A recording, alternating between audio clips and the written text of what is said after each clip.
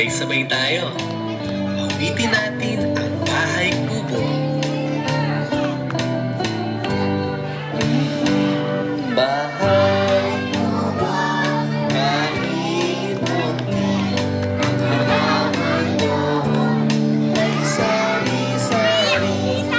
Kapes at tayo, sigarilyas at tayo. Sitaw, bakaw, kakanin. Kutol, patola, ukot, kalabasa. At saka mayroon pang labanos, mustasa, sibuyas, kamatis, bawang at luya. Sa paligid